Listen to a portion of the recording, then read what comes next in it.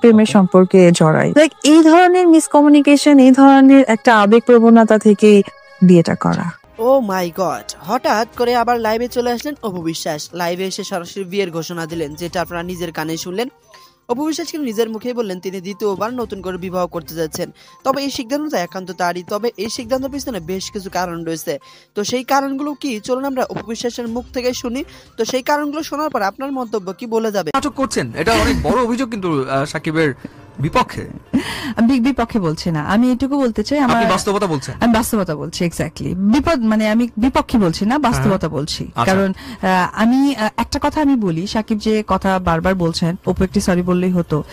আমার দর্শকদের কাছে প্রশ্ন, যে দর্শক, কোন মেয়ে যদি সামান্য একটা ব্যাংকেও চাকরি করে 10,000 টাকা ইনকাম করেন, সেই মেয়েও কিন্তু ঘরে ঢুকলে তার বাবা মা বা তার স্বামী তাকে একটু রেসপেক্ট দিয়ে কথা বলেন, সামান্যতম। কারণ প্রত্যেকটা মানুষই তার সম্মানটা খুব ভালোভাবে দেখেন। তো আমার কথা হচ্ছে যে আমি আপনাদের প্রিয় একজন অপু বিশ্বাস।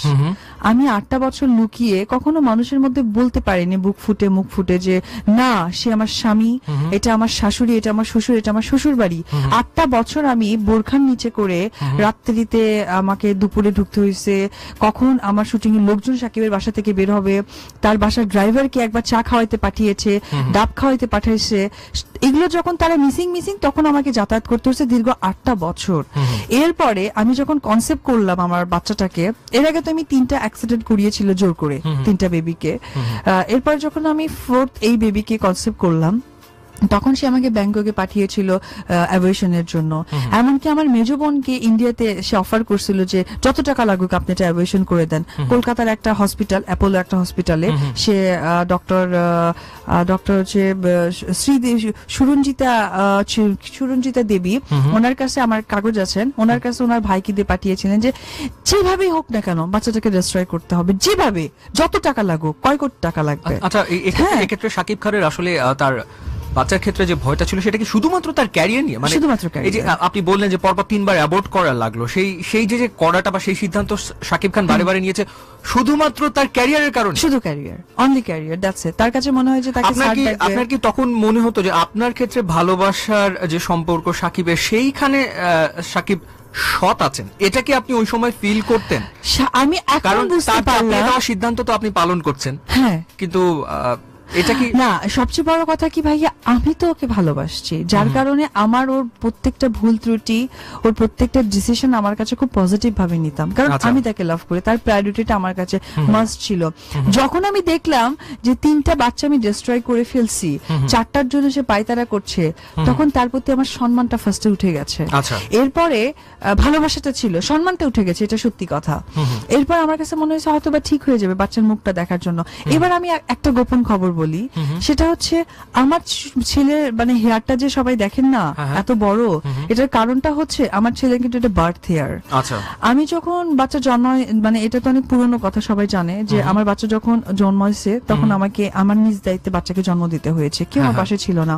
বাট আমার ভিতরে না একটা সিলি কিউরিওসিটি কাজ করতো যে আমার বাচ্চার চুল কাটলে নাড়ু লাগবে দেখতে, সাকিব দেখতে যদি অপছন্দ করে চুলটা রেখে দিলে ভালো।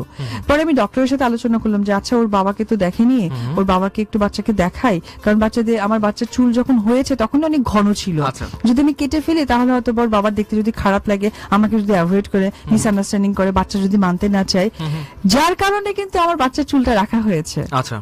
এরপরে মানে তাতেও দেখলাম যে না, তার মন আমি গলাইতে সক্ষম হইনি, মানে আমি এবং আমার ছেলে। যাই হোক, এটা হয়তো বা আমার ব্যর্থতা, বাট আমি একদিকে সার্থকতা বলবো যে আজকে আমি গর্বের সাথে বলি আমার একটা ছেলে আছে যার নাম আবরাম। এই অনুভূতিটা নিশ্চয়ই ভীষণ রকম পীড়াদায়ক, যাকে আপনি মানে একেবারে মন প্রাণ উজাড় করে ভালোবাসলেন। পীড়া না, আমি এটাকে খুব পজিটিভলি নিচ্ছি। সাকিব যা যা স্টেপ নিচ্ছে, আমি প্রত্যেকটা স্টেপে কোনো প্রকার আমার কোনো প্রতিক্রিয়া নাই, সবকিছুতেই আমার হ্যাঁ। তবে এইটুকুই বলি যে পৃথিবীতে মানুষ বাঁচে কয়দিন। সাকিব তার কেরিয়ার নিয়ে আছেন, আজকে সাকিব 40, তার এজ। আমার ছেলের বয়স 15 থেকে 16 মাস। আমার ছেলে যখন 40-তে যাবে তখন সাকিব চলে যাবে 80-তে। তো যখন একটা মানুষ 80-তে যায় তখন তার শরীরে বার্ধক্য জড়িত চলে আসে, তার বয়সের ভার চলে আসে, তখন যদি আমার ছেলে তাকে একটা অপমানজনক কথা বলে বসে, সে কি নিতে পারবে? যখন জয় জানবে যে আমার জন্মাবার কারণে আমার মাকে সংসার ছাড়তে হয়েছে, আমার মাকে মানুষের মধ্যে ছোট করা হয়েছে, তখন অ্যাজ এ হিউম্যান বিং জয় তার বাবাকে কতটুকু সম্মান দিবে, ওটা আমার কাছে বেশি পীড়াদায়ক। সেটা আর একটা ডাইনামিক্স, এই সম্পর্কের আর একটা ডাইনামিক্স, যে বাবা এবং সন্তানের ব্যাপারটা আসলে কি দাঁড়াবে। আমি আপনার কাছে যেটা জানতে চাই, অর্থাৎ আপনার যে মনের নায়ক, সে হঠাৎ করে খলনায়কে পরিণত হলো, এবং খলনায়ক হতে গিয়ে সে এমন একটা পর্যায়ে এলো যে সে শেষ পর্যন্ত আপনার চোখে প্রতারক, চরিত্রহীন এবং প্রতারক। অর্থাৎ যাকে আপনি ভালোবাসলেন, যে ভালো তো মানুষ যখন বাসে তখন তো ওভাবেই বাসে, নায়ককেই ভালোবাসে, তো সেই নায়ক খলনায়ক, এবং খলনায়ক থেকে প্রতারকে পরিণত হলো আপনার চোখে। তো এটা তো এই যে অনুভূতিটা, সেটা নিশ্চয়ই ভীষণ রকম কষ্ট। না, আমার কাছে মনে হয় যে অনুভূতি কি আর বলবো, আমার কাছে মনে হয় যে সাকিব, পৃথিবীতে কোনো মানুষ বলতে পারবে না যে আমার ভিতরে বিন্দু পরিমাণ কিছু নেই। হয়তো বা সেটা তার ভালোবাসা হতে পারে, বা তার ওয়াইফকে ঠকিয়ে হতে পারে, বা তার বাবা মাকে ঠকিয়ে হতে পারে, বা সে তার ব্যবসা প্রতিষ্ঠানে ঠকিয়ে হতে পারে। প্রত্যেকটা মানুষই তার পজিশন বুঝে, তার অবস্থান বুঝে একটু হলেও স্বার্থের দিকে দেখে, নিজের স্বার্থকে দেখে। শাকিব খান যে এতটা নির্লজ্জ এবং এতটা যে পর্দার ঘূর্ণি ছাড়া মানুষ হয়ে যাবে, এটা আসলে আমি 8 বছরে রিস্ট করতে পারিনি। ইনফ্যাক্ট ওর ফেসে আমি রিড করতে পারিনি যে ও এতটা নির্লজ্জ হয়ে যাবে। আচ্ছা, জয়ের জন্মের পর থেকে আপনি আরেক শাকিব খানকে দেখা শুরু করেন? জয় কনসেপ্ট করার পর থেকে। আচ্ছা, কনসেপ্ট করার পর থেকে, কারণ বাবা আমার বাচ্চাটা কনসেপ্ট করার পর থেকে আমি 2 মাস টোটালি আমার মতো করেছিলাম। পরে হয়তো শাকিবের ভয়টাই হয়েছে যে উপর যদি কাউকে বলে দেয়, যে ভয়টার ভিতরে ছিল, যার কারণে আমি টিভিতে আসার আগেও সে বলছে যে বাচ্চা নিব, অপু নিব না। আচ্ছা, আপনি 8 বছর ধরে তার সাথে তো ছিলেন, তো সেই ক্ষেত্রে এতটা ইনসিকিউরিটি শাকিব খানের ভেতরে কেন, সেটা কি আপনি অনুধাবন করতে পেরেছেন? আমি করতে পারিনি। আমি কখনো রিড করি। আমি রাতে 2টা-3টায় সে বাসায় ফিরতেন, আমি তাকে রান্না করে খাইয়েছি। তারপরে সকাল ভোর 6টার দিকে আমাকে আবার লুকিয়ে লোক চক্ষুর আড়ালে বের হতে হতো, কারণ আমার শুটিং থাকতো। আমি অনেক কাজ করেছি, আমাকে এফডিসিতে মুভ করতে হবে, তো আমি সারা রাত জেগে তাকে খাইয়ে আমি মুভ করেছি।